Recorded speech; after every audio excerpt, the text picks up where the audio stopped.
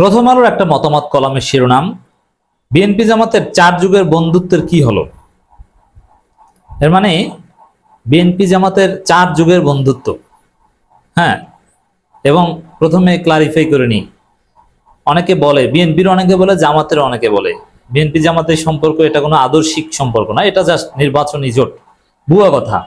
BNP জামাতের সম্পর্ক mostly আদর্শিক, জামাতের পক্ষ থেকেও বিএনপির পক্ষ থেকেও। কোন আদর্শের? ধর্মীয় আদর্শেরও মিল আছে, আবার পলিটিক্যাল আদর্শেরও মিল আছে। অনেকটা ইডিওলজিক্যাল সম্পর্ক, নইলে 4 যুগ থাকে না সম্পর্ক। কিভাবে ইডিওলজিক্যাল? আমি কয়েকটা প্রমাণ দিই। যেমন ৭১-এর স্বাধীনতা বিরোধী এবং রাজাকার এবং মুক্তিযোদ্ধা প্রশ্নে বিএনপি এবং জামাতের আদর্শ সম্পূর্ণ এক ও অভিন্ন। এখন বিএনপি আওয়ামী লীগের স্ট্যান্স নিয়েছে, কিন্তু যুগ যুগ ধরে বিএনপি জামাতের আকীদা ছিল এক্ষেত্রে এক ও অভিন্ন। যেমন জামাত মনে করত যে ৭১-এর স্বাধীনতায় যাই ঘটেছিল, দেশ স্বাধীন হয়েছে, স্বাধীনতাকে মেনে নিতে হবে, এটা নিয়ে আর চেতনাবাজি করা যাবে না, এটা নিয়ে চেতনাবাজি করা এতে ভারতের লাভ হবে, আওয়ামী লীগের লাভ হবে। অতএব মুক্তিযোদ্ধা কিংবা যারা স্বাধীনতা বিরোধী রাজাকার ছিল তারা যদি ফৌজদারি অপরাধে অভিযুক্ত না হয়, বা অভিযুক্ত কেউ যদি সাজা ভোগ করে এখন ক্লিন হয়ে থাকে, আমরা সবাইকে নিয়ে একটা দেশ গড়ব। যারা ভালো, সৎ, দেশপ্রেমিক, সে হোক স্বাধীনতা বিরোধী ছিল, অথবা রাজাকার কমিটিতে ছিল, অথবা শান্তি কমিটিতে ছিল, আমরা সবাইকে নিয়ে চলবো। এটা জামাতের আকীদা, এবং বিএনপির আকীদাও এরকম। জিয়াউর রহমান আকীদা ছিল এটা। আমি নিজে মুক্তিযোদ্ধা, তা দেখি এখন তো আর কেউ স্বাধীনতা বিরোধী নেই। অতএব যারা ৭১-এ শান্তি কমিটির মেম্বার ছিল, বা তাতে কি হয়েছে, তারা ভারতের আধিপত্যবাদের বিরুদ্ধে, কিন্তু দেশকে তো মেনে নিয়েছে। অতএব সমস্যা নেই, আমরা সবাই একসাথে চলবো। শান্তি কমিটি, মুক্তি বাহিনী, যে যা ছিল, আমরা সবাই মিলে একটা সুন্দর বাংলাদেশ গড়ব। এবং ইসলামী মূল্যবোধ, মধ্যপ্রাচ্যের মুসলিম বা ইসলামী রাষ্ট্রগুলোর সাথে সুসম্পর্ক, এটা জামাতেরও নীতি ছিল, বিএনপিরও নীতি ছিল। ধর্মের প্রতি শ্রদ্ধা, ইসলামপন্থীরা রাজনীতি করতে পারবে, তাদের অধিকার। ৭১ প্রশ্ন ভুলে মাল্টি পার্টি ডেমোক্রেসি, এই জায়গায় বিএনপি জামাতের মধ্যে তো পুরোপুরি মিল। তো বিএনপি জামাত তো আদর্শিকভাবে মিল ছিল, এটা আপনাকে বুঝতে হবে।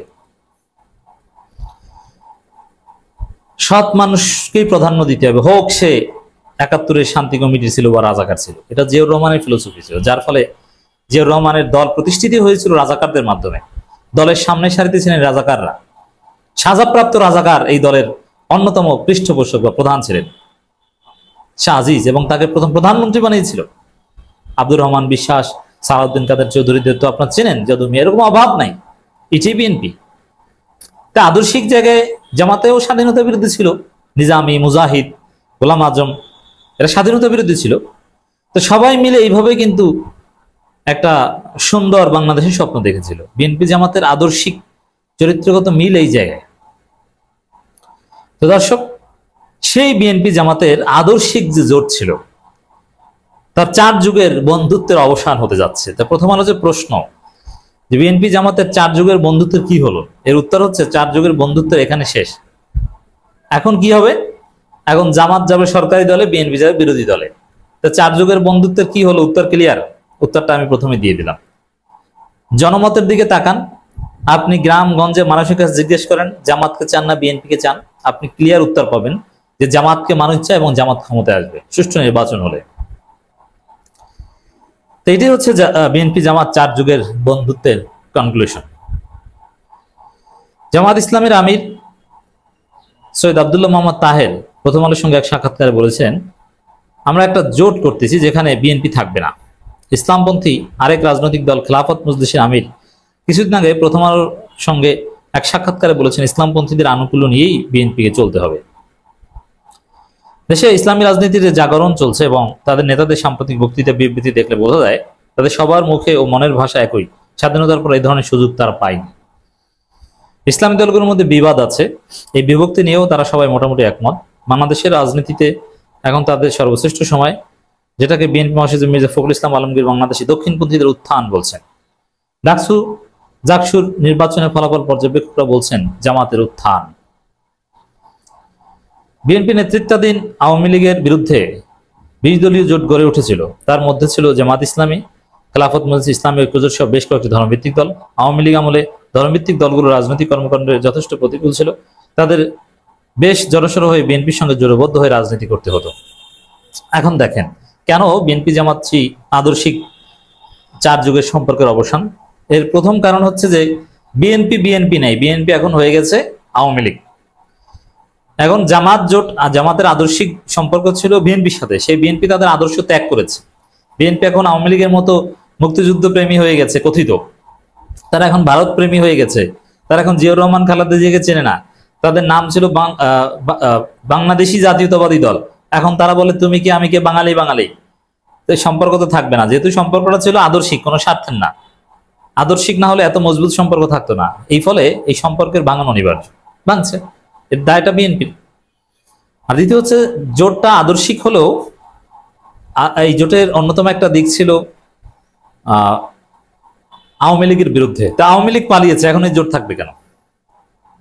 আর বিএনপির যে আওয়ামী লীগ হয়ে ওঠা, তাদের যে চান্দাবাজি, ধান্দাবাজি, খুন, লুটতারাজ, ছাগল চুরি, গরু চুরি এবং এতিমখানা মাদ্রাসার খাবার খেয়ে ফেলা এবং কোরআন ছুঁয়ে শপথ করে আওয়ামী লীগ নেত্রীকে বাঁচানোর কথা বলে 22 লাখ টাকা নেয়া, এরকম যে হাজারো লক্ষ কোটি আকাম, বহিষ্কারের নামে তারেক রহমানের নাটক, চান্দার ভাগ, এই সব ঘটনায় জামাত সরকারি দল, বিএনপি বিরোধী দল। এটা হচ্ছে বিএনপি জামাত সম্পর্কের পরিণতি।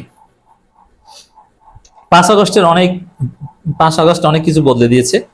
এখানে ইসলামী দলগুলো বিএনপির তাবু থেকে বের হয়ে এসে নিজেরাই তাবু কাটিয়েছে এবং জানান দিচ্ছে ইসলামপন্থী আনুকূল্য নিয়ে বিএনপি চলতে হবে। এখন জামাত ইসলামী জোট গঠন করছে বিএনপির বিরুদ্ধে। তাহলে বুঝেন যে 5 আগস্ট রাজনীতিকে কতটা বদলে দিয়েছে। বিএনপি জামাতের 4 যুগের বন্ধুত্ব। 71 স্বাধীনতা যুদ্ধে জামাত ইসলামের বিতর্কিত ভূমিকা।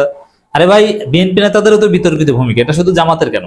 আর জামাতেও তো মুক্তিযোদ্ধা আছে, বিএনপিতেও মুক্তিযোদ্ধা ছিল, কিন্তু শীর্ষ রাজাকাররা বেশিরভাগই কিন্তু ছিল বিএনপিতে।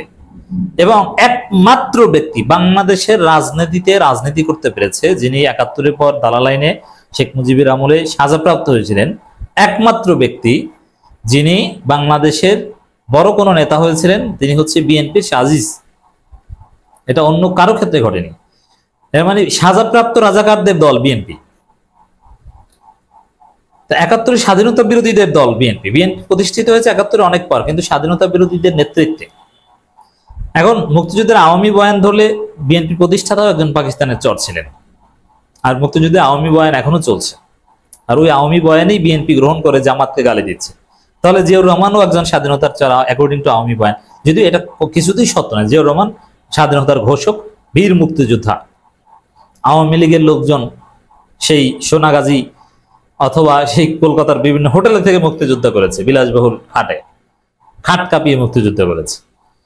আর জিয়াউর রহমানরা প্রকৃত মুক্তিযোদ্ধা, রাজপথে ব্যাটেল ফিল্ডে ছিলেন।